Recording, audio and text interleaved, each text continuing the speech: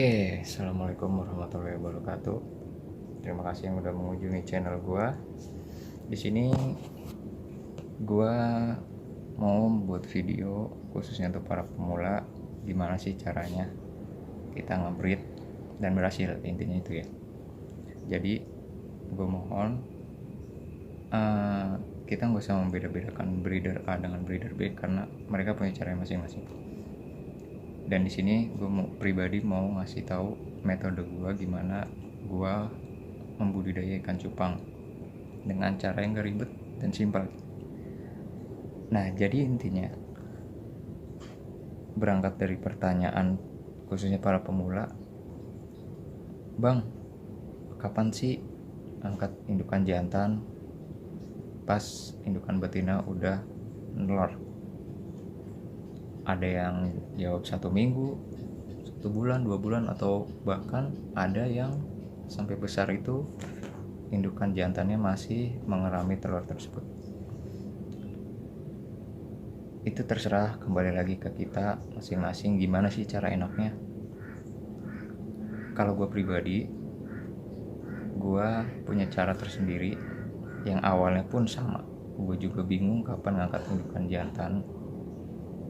Gue coba di usia 3 hari gue angkat, 1 minggu gue angkat, bahkan 1 bulan pun gue angkat. Memang caranya berhasil. Cuma di sini yang gue tekankan adalah kuantitas telur yang berhasil menjadi burayak. Kalau gue pribadi mengalami hal yang makin lama si jantan itu mengerami telurnya, makin sedikit pula burayak yang akan berhasil bertahan hidup. Jadi gue awalnya sih pusing, kenapa begini, kenapa begitu, karena wajar masih baru. Dan akhirnya gue nemuin suatu metode yang mudah dan praktis. Dan hasilnya adalah burayak kita yang bertahan hidup itu banyak. Gimana sih bang caranya? Nah, caranya gini, caranya sama. Dari awal proses sampai bertelur itu sama. Cuma yang membedakan adalah saat telur itu berhasil dikeluarkan oleh si betina, gue angkat indukan jantan dan betinanya. Alasannya apa? Alasannya karena gue pengen cari metode yang sebisa mungkin mereka itu seperti halnya hidup di alam aslinya. Jadi mungkin ya di alam aslinya itu entah si jantan jaga telurnya atau enggak, gue pengen pakai cara liar tapi simpel gitu. Intinya simpel dan enggak ribet juga enggak bingung. Jadi gue angkat indukan jantannya, gue coba apakah bisa telur itu menetas tanpa dikerami si jantan. Dan hasilnya itu maksimal. Jadi kuantitas telur yang menetas itu banyak. Anakan ya mungkin beberapa ekor ya ada yang mati karena itu proses alam. Pada intinya tingkat keberhasilannya itu memuaskan dalam arti banyak burayak yang hidup, bertahan hidup sampai dia besar. Nanti gue kasih tahu hasilnya. Dan pada intinya di situ gue menemukan cara yang nggak ribet, nggak pusing, nggak bingung mikirin ini jantan kapan diangkat. Di situ akhirnya gue berhasil menemukan metode tersebut.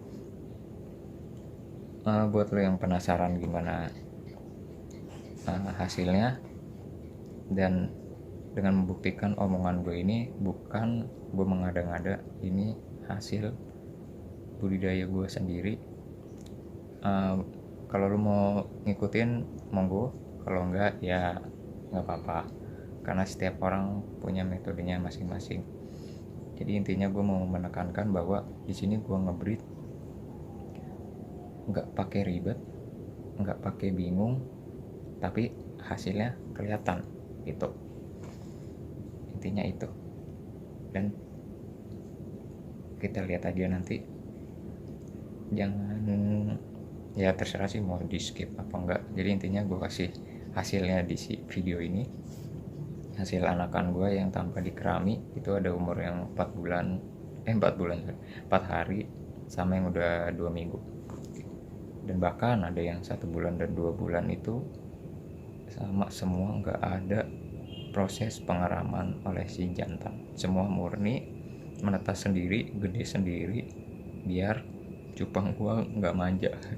intinya sih begitu ya. Tanpa basa-basi lagi, nanti kita sambung videonya. Oke. Nah, jadi gini men, buat lo yang pemula yang bingung ngebreed cupang kalau udah nelor kapan angkat jantannya, gue mau ngasih tahu metode gue. Kalau gue udah selesai ngebreed, pasti gue angkat jantan dan betinanya saat udah ketahuan kalau udah berhasil nelorin. Alasannya kenapa? Alasannya karena meminimalisir terjadi hal-hal yang gak diinginkan, terutama dimakannya telur-telur sama si jantan pas lagi ngeremin. Nah, jadi gue dulu itu ngebreed sama, pada umumnya gue taruh jantannya buat ngeremin, dan seringkali telur-telurnya itu dimakan. Karena gue mayoritas ngebreed itu di umur 3,5 bulan juga udah gue breed. Nah, sekarang balik lagi, kalau ada cara yang simpel kayak gini, kenapa nggak dipakai? Daripada bingung-bingung belajar ngawinin burayak hilang, burayak mati. Gue sih terserah kalian, gue cuma ngasih tahu ada cara simpelnya loh kayak gini. Jadi ini aman, dan semua hasil breedan gue itu nggak ada yang dikeremin anakannya, dan mereka alhamdulillah udah tumbuh besar, udah pada gede.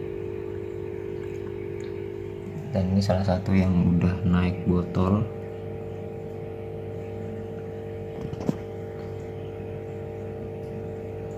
Udah kelihatan ya, ketapangnya berminyak. Nih hasil anakan gua. Ini semua nggak ada yang gua keremin ya, semua murni natural seperti di alamnya. Jadi sistem gua ngebreed itu sebisa mungkin gua pakai cara natural mereka di alamnya. Dan mungkin di alamnya pun mereka nggak dikeremin kayak saat kita ngebreed.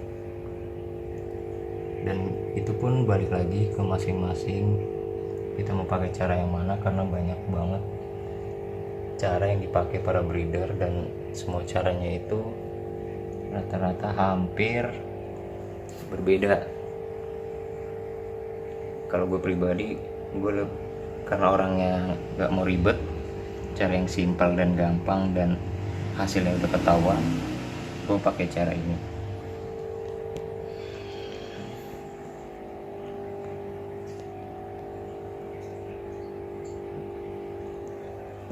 Oke, itu tadi hasil gimana cara dan metode gue pribadi dalam membudidayakan cupang. Intinya di sini kembali lagi, ini adalah pribadi metode gue, yang mungkin entah ada yang menggunakannya juga atau enggak, gue nggak tahu. Jadi intinya gue mencoba cara yang simple dan senatural mungkin, dan juga hasilnya kelihatan. Jadi hasilnya itu ada, bukan mengada-ngada. Jadi kalau lo yang mau ngikutin cara gue, monggo. Kalau ya rasa cara gue itu terlalu liar atau gimana, nggak masalah. Jadi balik lagi ke kalian, senyamannya mungkin membudidaya ikan cupang karena banyak sekali metode yang ditunjukkan oleh para breeder. Oke, itu adalah salah satu proses video pembesaran ikan cupang gue yang mungkin berbeda dari para breeder lain. Dan gue juga punya cara bagaimana proses pengawinan ikan cupang tanpa membutuhkan waktu yang lama untuk mereka menghasilkan telur. Nanti videonya akan gue buatin. Kalau memang lu pengen tahu cara yang mudah untuk mengawinkan, kalau yang video kali ini adalah cara mudah pembesarannya. Dan kalau lu mau cara mudah untuk mengawinkan ikan cupang tanpa membutuhkan waktu yang lama, silakan tulis saya di komentar. Kalau memang banyak yang mau video dibuatin, nanti gue buatin. Oke, terima kasih sudah mengunjungi channel gue. Sampai bertemu di video selanjutnya. Bye.